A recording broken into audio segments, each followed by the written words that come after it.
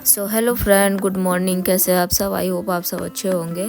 और मैं सुबह सुबह बच्चों को तैयार कर रही थी स्कूल जाने के लिए।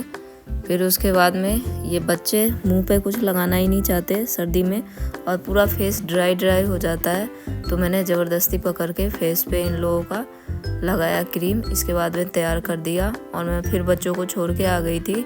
और इस तरीके का पूरा फैलावा हो रहा था। फिर मैंने फटाफट झटाझट सारा साफ़ सफाई किया। पहले हॉल का पूरा साफ़ सफाई किया, उसके बाद में मैं रूम गई और रूम में पूरा फैलावा था तो रूम का भी पूरा हटा के सब और साफ़ सफाई किया।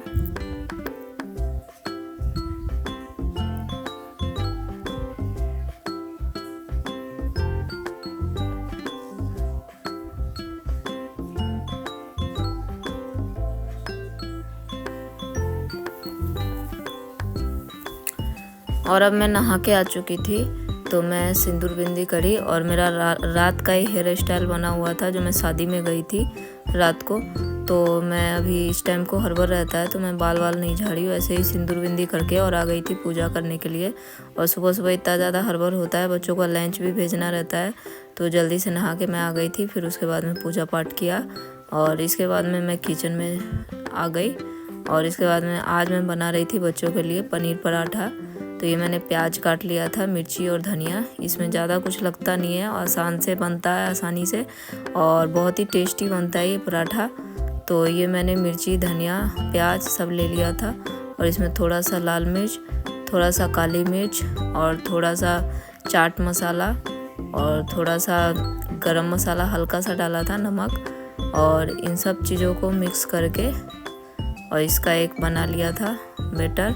और उसके बाद में मैंने ये चीज़ को कट कर लिया था ऐसे सैंडविच वाला चीज़ को, और उसमें कुछ यूनिक तरीके से इस पराठे को बनाया था मैंने, ताकि बच्चों को बहुत पसंद आए। बच्चों को इस तरीके का ही चीज़ें पसंद आता है, तो मैंने बना लिया था।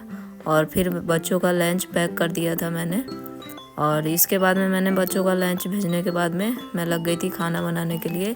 तो मैंने बनाया था दाल चावल और छोटे छोटे जो आलू आते हैं उसका एक क्रिस्पी सा भुजिया बनाया था। उसको 4-4 फाँक में काट के, बहुत ही टेस्टी बनता है। तो मैंने इसको शॉर्ट्स में भी नहीं डाला है और बताया भी नहीं है, रेसिपी आगे बताऊंगी फिर। और फिर इसके बाद में मैं कर रही थी पौधों के लिए केयर। मेरे पौधों में फंगस लग रहा था तो मैं ये फंगस के लिए लाई थी ये दवाई। तो ये मैंने बोतल में स्प्रे बोतल बनाया था और उसके ढक्कन में छेद करके कील से। और हर कुछ में कोई ज़रूरी नहीं है कि पैसा खर्च करे, कुछ चीज़ें आप घर में भी कर सकते हैं। तो ये 2 ढक्कन मैंने ये डाला दवाई बोतल में, और फिर उसके बाद में मैं इस सबको मिक्स करके और इसके बाद में छिड़काव कर दूंगी पौधों में। पौधों का केयर भी ज़रूरी होता है और मुझे तो पौधे रखना बहुत ही पसंद है। मुझे पौधे आसपास में होते हैं तो बहुत ही अच्छा लगता है। तो ये मैं पौधों का केयर कर रही थी और देख सकते हैं ये पौधे मेरे सूख चुके थे इधर। तो मैंने सब में पौधों में ये सिंचाई कर दिया था ये, ताकि फंगस ना लगे। फंगस लग चुका था मेरे पेड़ पौधों में। और इसके बाद में मैं अब ये कपड़े वगैरह जो मैं लगा रखी थी मशीन में, तो मैं सूखने के लिए डाल रही थी कपड़े वगैरह। फिर इसके बाद में मेरे पार्किंग में पूरा फैलावा रहता है, वो दुकान पे जाते हैं तो पूरा फैलावा हो जाता है, प्याज का पूरा छिला हुआ रहता है। तो पूरा साफ़ सफाई करके इसके बाद में मैं किचन में आ गई थी। किचन में बर्तन वगैरह साफ़ किया, सिंक वगैरह साफ़ किया। और इसके बाद में मैं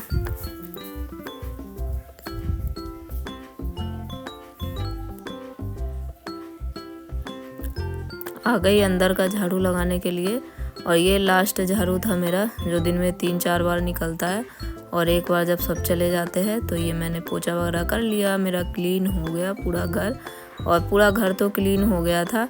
फिर ये देख सकते हैं पूरे कपड़े वगैरह फैलावा हो रहे थे, जो मैंने कल वाला कपड़ा सब सूखा हुआ था वो सब जमा के रखा।